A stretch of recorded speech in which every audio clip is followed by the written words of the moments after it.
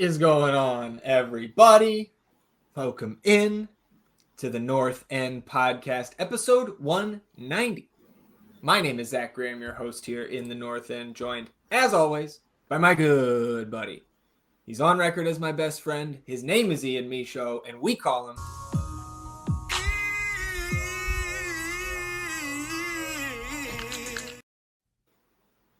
sitting here recording on a Saturday this weekend. Cold, dreary, rainy. Austin, Texas. It's been like that the last couple days. We did not let that slow us down in the midweek. Shout out to the Fighting Leslies. I know you had some camping plans today. I imagine those are called off. How you feeling, man? I'm doing well. Yes, had to call the camping plans off. Don't think it would be too enjoyable in this weather here. It was with a bunch of good friends, so I am kind of bummed that I'm not going to be able to see all of them, but c'est la vie. I'll have to catch this MLS Cup game and be upset at whoever wins. Yeah, I mean, we're recording we're about an hour out from kickoff there. Not just MLS Cup, right? SEC title game. So Texas fight today. And then I think 4:30 is when we get our U18s out there at MLS Next Fest today, taking on the Inter Miami U19s. I believe. So we'll talk about the academy. We'll talk about all the Austin FC stuff. But MLS Cup, for me, I would prefer to see the Red Bulls win it, just because we see the Galaxy twice a year. I know how annoying Los Angeles fans can be in any sport. So I would like to see the Red Bulls take this, but no real dog in the fight. And then also, right, I would like to see Diego Fagundes do well for Diego, but I just don't like the Galaxy. No, I despise the Galaxy, so I'm not going to be able to get up for cheering for them and everything like that. But I would like to see Diego have a good showing. But again, I'm pulling for the Red Bull. Yeah. Well, and no Ricky Pooch. That got reported like an hour after we recorded last weekend, and he tore his... Dude, not only did he tear his ACL, but he played the last half hour and recorded the game-winning assist. Holy shit. The torn ACL, yeah. And that pass was so sweet. So look, I mean, I know we dump on Ricky as many times as we can here, especially when we're taking on our favorite team is taking on the Galaxy. But that's a huge hit for that game, for that team, of course, and for the league as a whole, man. Because I love watching Ricky, except with the exception of twice a year against us. And not only is he missing the MLS Cup, but ACL in December, dude, you're missing most of next year. It's a bad loss for them for sure. He's a stud, I don't like him, but I absolutely can understand how talented he is and what he brings to the game. So that is a huge loss, but that's part of this whole thing. You got to deal with these injuries. Yeah. Well, we'll see.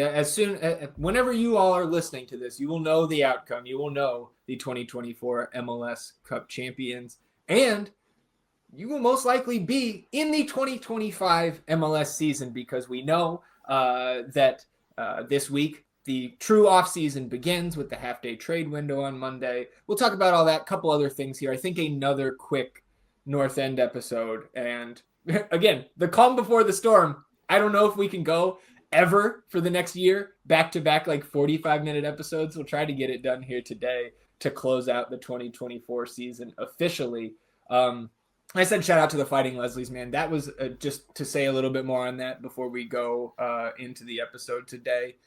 Second year in a row that the Fighting Leslies Drinking Club has invited us to their annual Christmas party out there on Town Lake. And it was, again, a fantastic event.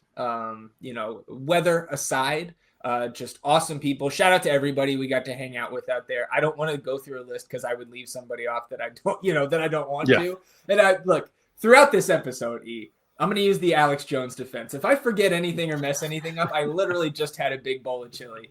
So in a court of law, that can make you forget things. But yeah, shout out to the Leslies. That was a blast once again.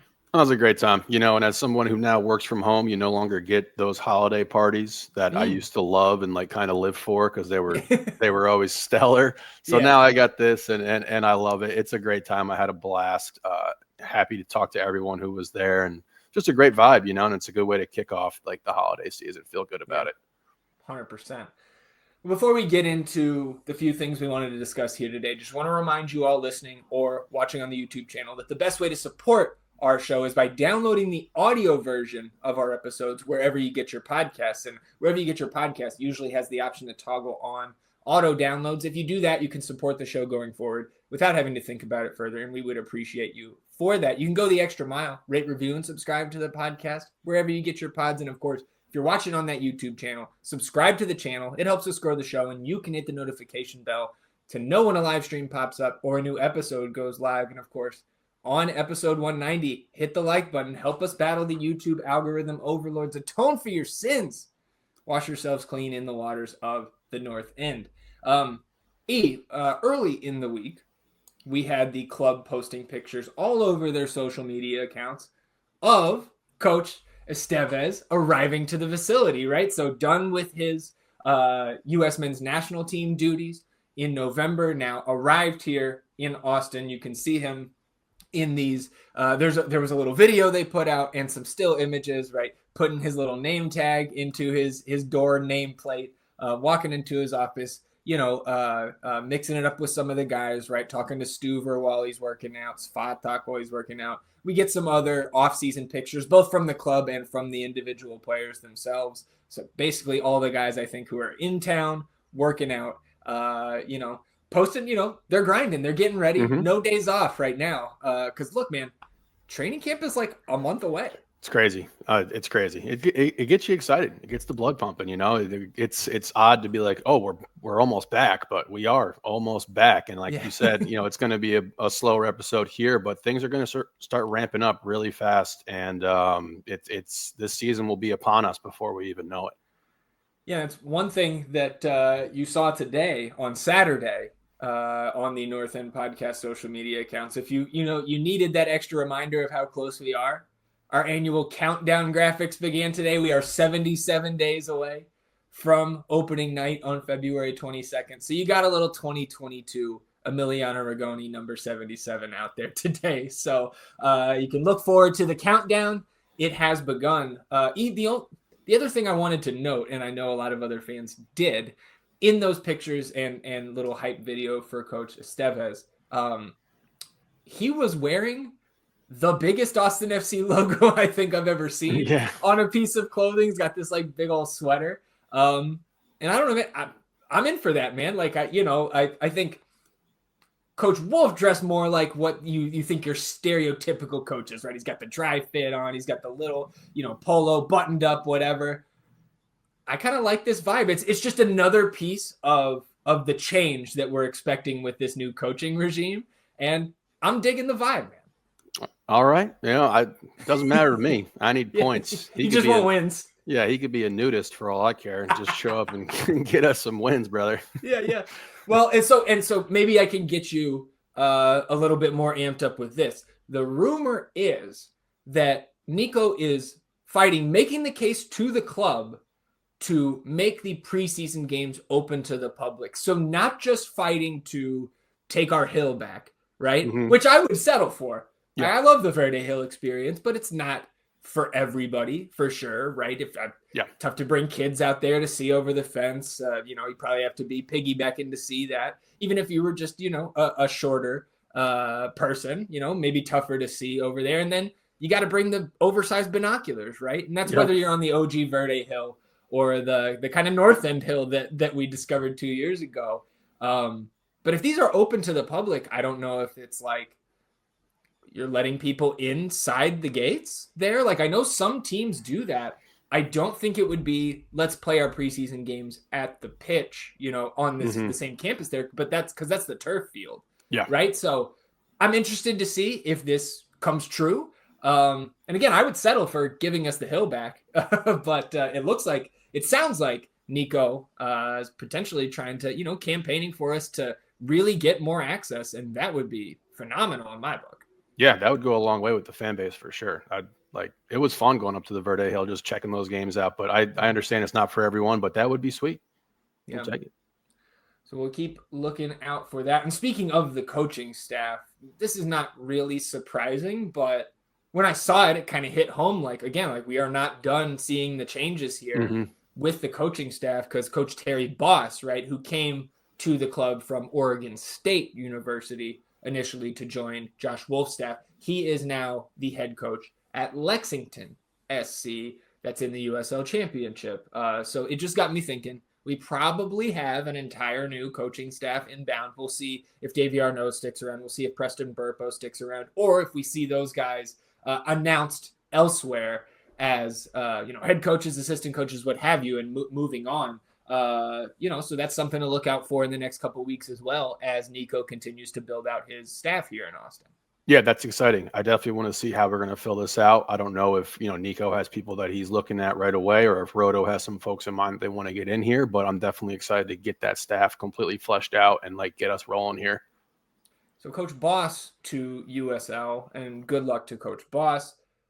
Louisville City posting a farewell thank you message to Damian Las. He, of course, does the same, enjoyed his time in Louisville. And so the loan doesn't officially expire till New Year's Eve.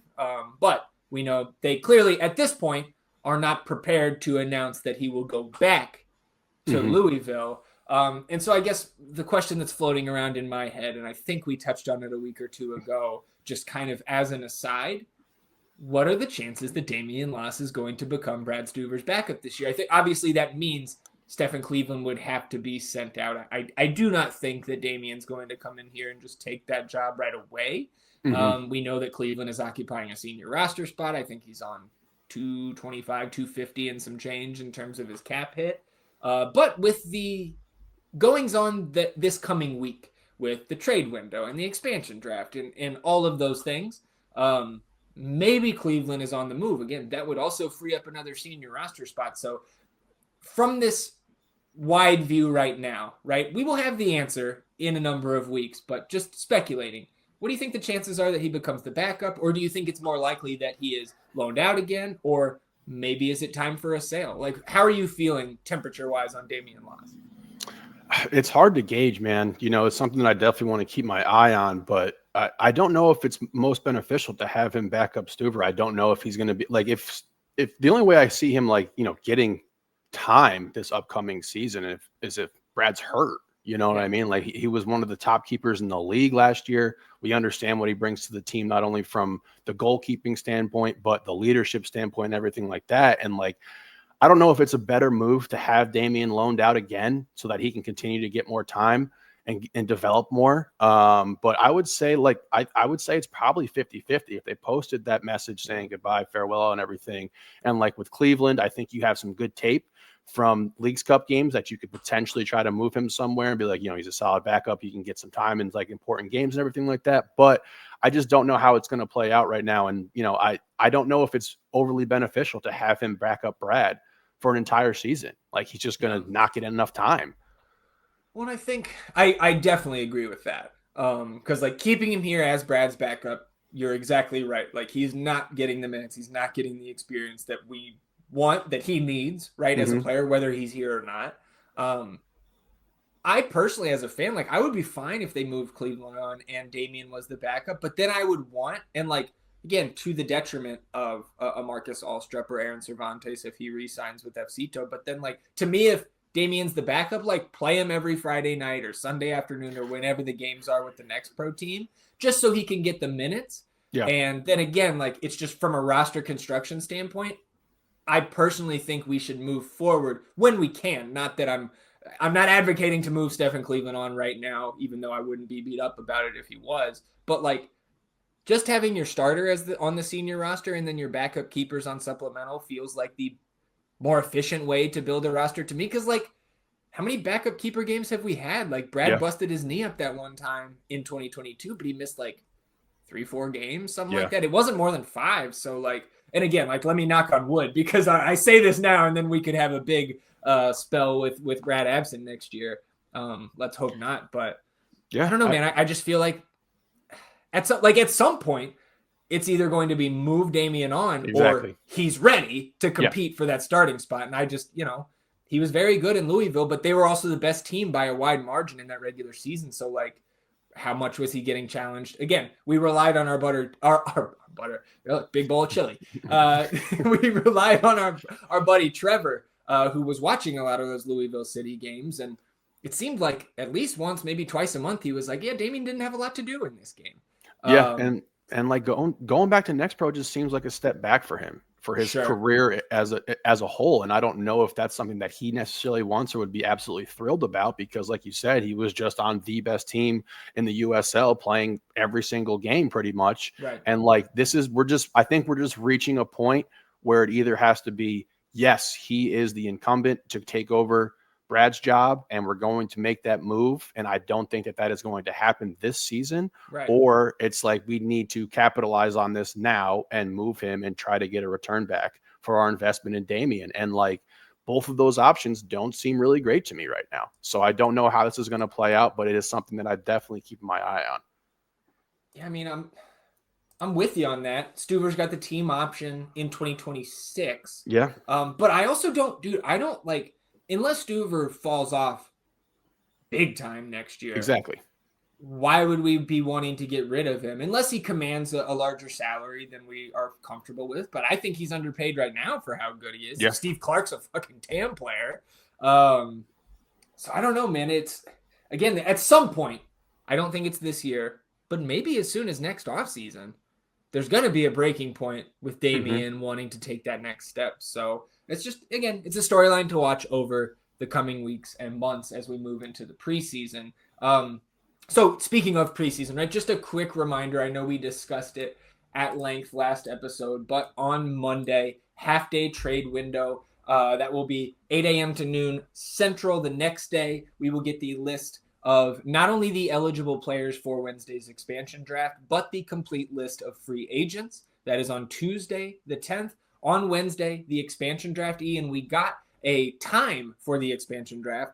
Because this is taking place in San Diego, Wednesday night, 9:30 p.m. Central will be the expansion draft. So right before you're going to bed, you're going to see if somebody gets poached from Austin or not. On Thursday at noon Central, free agency opens. Friday is the re-entry stage one. Thursday afternoon, skip this for a second. Don't want to miss out on this. The end of year waivers process, I believe, is at 4 p.m. Central on Thursday, and then re-entry stage one on Friday. And Wednesday through Saturday out in San Diego is the MLS College Showcase. So the draft combine, as it were. So again, man, like Monday we hit the ground running, and we don't stop for a couple weeks here. It's ramping up. It's getting exciting, man. So again, next week, on next week's episode, rather, we expect to have some news to talk about, even if it's not Austin FC related, right? We'll know who the club protected and who they didn't. And if we are going to take advantage of any of these MLS processes that occur, which we have in the past, right? With Claudio Reyna, we got Sofiane Jafal. I believe that was out of the waivers process. Last year in re-entry, we got Jader Obrian, right? And we traded the rights to Kip Keller to move up in that re-entry process. So, like, again, just a reminder, Austin could still technically trade guys like Alex Ring, Matt Hedges, Ethan Finley, Johan Valencia, Matt Bersano, right? Just like we traded Kip Keller last year to move up. So we expect to have more Austin FC things to talk about, and certainly a lot of action around the league to discuss. But we will also next week dive into our favorite MLS draft prospects, because the draft is Friday, December 20th. That's 2 p.m. Central. So right now we are expecting, just like we did last year, to have a live stream as soon as that first round pick is made. Again, we finished 11th bottom in the table, but San Diego gets that number 1 pick as the expansion franchise. So we are 12th in the first round. So you can look out for that next live stream, unless something else crazy happens between now and then, Friday the 20th. And actually, I guess I will say, we've been told the schedule release will happen at some point between December 17th and Christmas Eve. So maybe getting a little bit of ahead of myself. Maybe that next live stream could be on the 17th. Okay. Yeah, that'd be fun, man. That's exciting stuff, dude. I love getting into those prospects and looking at who we might get and, you know, who's available there and everything, and falling in love with guys that we hardly know anything about. Yeah. And that we will probably never get. And even if we draft them, probably won't play. But that is, that's how we do things here in the North End. So just, you know, you're not surprised by this, I know, but I've got a list of guys. I've been assisted by our buddy Logan Okwa, who is watching these games, you know, the NCAA tournament and the like. So Maybe we can get some of those scouting reports. Logan, help us out some more on some of these guys. Yeah. So we'll talk about those draft prospects next week. From a league-wide view here, again, the week of MLS Cup, we always get the State of the League address, as it were, from Commissioner Don Garber. So there were kind of 3 topics here that were bandied about on Friday on social media, and let's just go through these and discuss anything that pops up. Now, Leagues Cup will be played, but will be adjusted. And the reports, are saying that MLS is considering whittling down its field for Leagues Cup to 18 teams, which would match the 18 teams in Liga MX. So that, of course, would generate many more interleague matchups, which, if you recall back to the group stages these first 2 years of the Leagues Cup, we have been lucky in that sense, where we have been the only team to play against 2 Liga MX teams in the group stage both years. So the only MLS team we have seen was LAFC in the round of 32 this past year. So the fact that this would probably shorten the tournament, and therefore the break that we have to take in the middle of the season for it, generate more of those interleague matchups, which I think those are the ones, me personally, that's what I want to see, man. Like, I don't want to see Seattle and Portland play for the 4th time this year. Yep. Especially when it's doesn't affect the Western Conference standings. So Commissioner Garber was quoted as saying, we're working closely with Liga MX to refine that format. So this is by no means set in stone, but that's what's being reported and bandied about. And, on the surface, I am a fan of that. I like it. We've talked about how much we enjoy this tournament, but also the fact that there needs to be some adjustments made in order to make it a better tournament. I think this is a good step in the right direction. I don't know if you're ever going to be able to get MLS teams traveling consistently to Mexico to make sure that those Mexican teams are able to have home games and everything like that. But I think this is a good step in the right direction for this tournament as a whole. And I'm right there with you. I am all for having MLS teams match up with the Liga MX teams as much as possible. I think it not only is it better for the tournament, but it's a good kind of rubric to get, to figure out where this league is actually at when you're competing with a league like Liga MX, in regard to like how good you're going to be throughout the course of the season. So I'm for it. And like you said, we have been fortunate to play these two group stages with 2 other Mexican teams each time. And it was good. It was a great atmosphere. Every game was a really, really great atmosphere. I know the first season is an absolute nightmare, but then you get an absolute, present with the second one, and like how fun that was and how engaging it was. So I'm all for this. I think this is a good move in the right direction. Yeah, man. Like, I'm thinking probably 2 of my lowest 5 moments as a fan at Q2 came in the 2023 group stage, losing to Mazatlan and losing to Juarez, where we were supposed to be the team that took that group. And then 2 of my 5 high point moments, and maybe not top 5, but they're up there, man. The 2 group, Pumas and Monterrey, those were awesome games if you were an Austin FC fan. So I'm personally, I enjoyed those games so much. Or just, the environment, like you said, right? You've got probably more opposing fans in all 4 of those games than any match we see outside of the Texas rivals. So the fact that they're going to refine it, hopefully shorten it, and but not do away with it completely. Because I enjoy these external competitions. And to that end, Commissioner Garber talked about the Open Cup, and he said, quote, "We will participate in the U.S. Open Cup next year, and we will likely have more teams." And Tom Bogert reported, he also added, that it is near impossible for teams to be in all tournaments. And so referring to the CCC, CONCACAF Champions Cup, right, formerly CONCACAF Champions League, Leagues Cup, and U.S. Open Cup. And so I also heard, or I was reading an article that was talking about the potential for all of the teams that do not qualify for the Champions Cup in CONCACAF, those remaining teams would be the ones that the league enters into the U.S. Open Cup, which would be the majority of the league. So I think that, again, it's not going to get back unless all teams are participating. There is a significant portion of the MLS fan base that won't be satisfied with that, but it sounds like it's moving back in that direction. And I am a fan of that as well. And I think that could also, right, if you make the Champions Cup and then you're not in Open Cup, that also keeps us from having any teams that have to play in all 3 competitions, right? It would either be 1 or 2 if you qualify for Leagues Cup. Because I imagine you're getting 18 MLS teams. It's probably the top 18 MLS teams that we want to send to that. We don't want to send the dregs of the league, right? Even if, the last couple of years that would keep us in the field. So I think, this sounds like it's all moving in a direction that is better than it was last year, even if it's not to the point that we all want. Yeah, I mean, I don't know if it's ever going to be perfect, and like it is going to be a challenge. I think with our club to get into this Leagues Cup, like I'll be pissed if we're not in it because, like you just mentioned, right, we finished 11th from the bottom. So, like, if you took the first 19 teams, 18 teams, we're not in that. And Open Cup with the history and everything like that, I understand that, but again, I want to see this team play teams from other leagues. And when you're playing that Open Cup, like you're getting some USL clubs in there as well, but like it's just not the same atmosphere in my opinion. So you want to be punching up a little bit. And I think that works out well when you're playing the Liga MX teams. Sure. Absolutely. I want to be in at least one of those. And it seems like we're going to get that wish. And then the last thing he talked about that I thought was notable is, the topic of schedule realignment, which we discussed a few episodes ago. He said it's complicated. They're considering it now, quote, more than ever before, but it's not something we're ready to talk about right now. So it doesn't seem like that's coming this year. But again, I think that started initially. The report was we're thinking about that realignment with the World Cup coming, of course, to the States in 2026. So sounds like it's on the table, but again, not something that is imminent, certainly for this coming season. So we'll push that one down the road a little bit.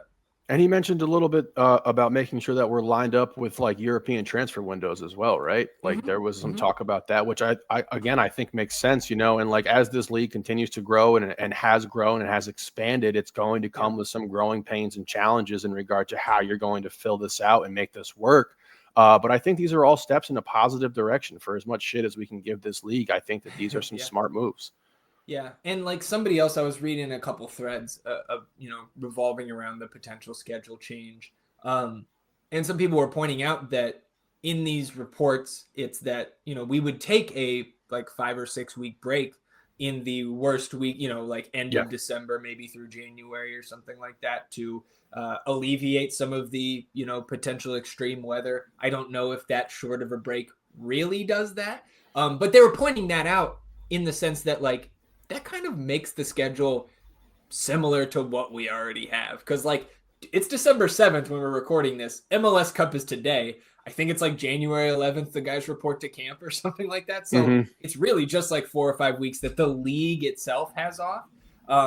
So it wouldn't be too different, but you would certainly see some changes in the sense of like, are we playing a lot of away games in the summer then? To play a lot of home games when it's 40, 50, 60 degrees outside here. So something we'll keep our eye on, and just wanted to talk about when we were just discussing what Commissioner Garber was saying the other day. Very good. Rumor roundup. We're gonna make this about Austin FC, but the rumor that came out from Tom Bogert was that the San Jose Earthquakes are in preliminary talks to sign striker Brandon Vazquez from Rayados. And the quote, how we're going to tie this into Austin, quote, a couple other MLS teams interested in Vazquez as well. So again, like I would think, especially since Vazquez was just at Q2 Stadium a couple months ago, taking another L. I think he's 0-2 there, at least in his club career. I don't know, man. Like we know we need a striker. He would be a DP. So he was just sold January 2023, I believe, by Cincinnati to Monterrey, $7.5 million fee, up to $1 million in add-ons. And this article from Bogert did say, of course, Rayados looking to recoup their transfer costs, but like, I don't know, man. I think you could probably get him for a little bit less than that if they're just, again, they're looking to move him on and bring somebody else in because he hasn't been getting a ton of time. I think you took a look before we started recording and you kind of were taken aback at how few minutes he had. But to me, the production is still there, at least when you look at his stats. And I would be lying to say I've been watching Rayados matches outside of the Leagues Cup, from July and August. But like his goal and assist numbers per 90 are a hair above his career averages. So I don't think this is a case of like Brandon Vazquez is not good anymore. He's 25 years old. Yeah. And we know he's dominated MLS before. So like if we can get our foot in the door, like that would be a guy who not only is familiar with the league and taking our third DP spot, he's American, no international spot. So like if we can get into a little bit of a bidding, I just think like I hope that we are in on this, or at least like sniffing around. And again, like maybe it's Dux or somebody else like that, right? That is going to end up coming in. But I would hope that we have at least some feelers out on this. Cause like, dude, if we can get domestic DP or domestic U22s, like that is even better. Yeah, it's massive. And like you said, they're not occupying that international slot is just a nice little add-on. I mean, that dude's a stud, you know, like you mentioned, you talked about everything here. He's got the MLS experience, not only with the experience, but excelling in this league to a point where a club like Monterrey was interested in getting him and actually close the deal on him. I would love to be tied to this. And I think if you're doing your due diligence and you're looking for a DP9, he's got to be on a list. Like you said, 25 years old, this would be something that we would be excited about in regard to not only his age, his profile. He's large. You know what I mean? He has not played well at Q2, but he is he was one of the best players in the league the year before he left. So I would absolutely love to get him. I'm a big fan of his game. Yeah, there's a reason they paid $7.5 million for the service of Brandon Vazquez. So obviously we'll keep our eye on that. And look, man, like signings and little trades here and there have been trickling out for weeks, and they're just going to continue to pick up here. So like, I think the chances are decently high that we have a new player to talk about by next episode. But again, we know unless we're either going to have a player or a GAM trade to talk about by the draft. So, 2 weeks is about the longest we're going to have to wait until we do get some concrete news for sure. Again, another reminder that we can trade the rights to players whose options we have declined. So just, can you tell I'm champing at the bit here for Monday? Yeah. And I mean, like you're talking about guys that we decline and everything. I just don't know what the market is there for any of those players. I don't think it has to be anything that's like overly exciting for other teams to go get Ethan Finley. No disrespect, but like it is what it is. But yeah, we're getting close to the point. A little green smoke might pop. Yeah.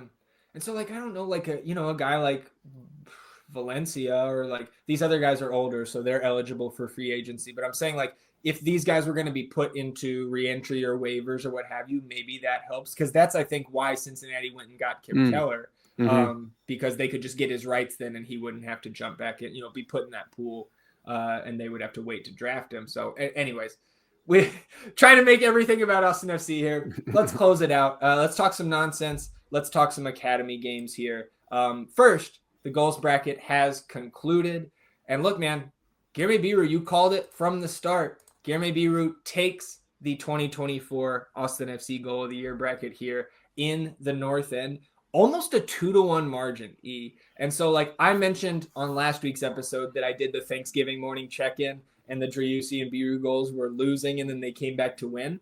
So I mentioned to you when we were out at the Leslie's boat party this week that Biru was ahead and it was going to be interesting to see.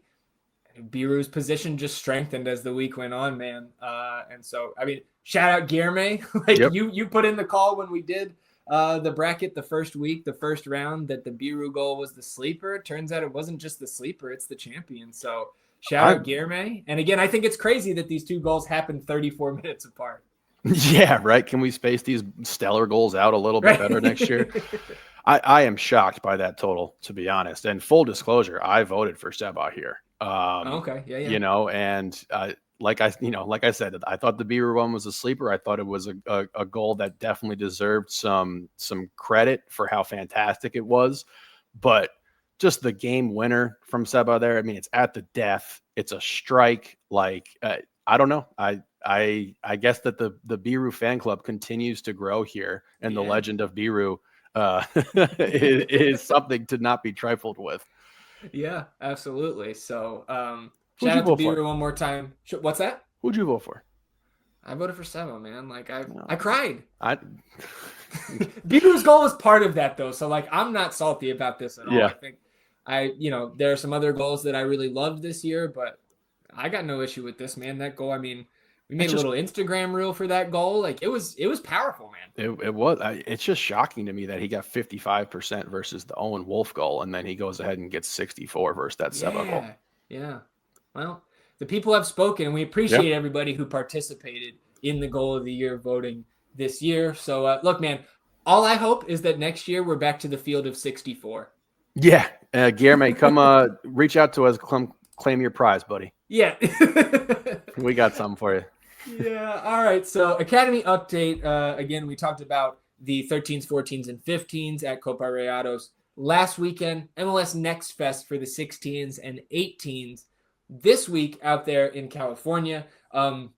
I believe what I read is that these matches, this is more of just a showcase rather than like a tournament. So there's no group stage, there's no knockout, there's no trophy to be won here. But I do think that these games, it said, or I read rather, that these games will count towards our academy team's regular season records. So the U18s open their Next Fest slate on Friday with a 3-1 win over the New England Revolution U18s. And that, all 3 goals, man, hat trick from Chris Avila. So shout out to Chris. Huge performance there. And then they actually, like I mentioned at the top of the episode, U18s taking on Miami's U19s here. I believe that's a 4:30 Central kickoff. And then taking on CF Montreal's U18s on Monday morning. U16s will get started on Sunday, taking on the San Jose Earthquakes U16s. Then they play Connecticut United FC on Tuesday in the late morning here, Central Time. And they finish with the Sounders U16s on Wednesday, also in the late morning. So we'll have another Academy wrap-up on next week's episode. Good start to the MLS Next Fest. Keep it up, boys.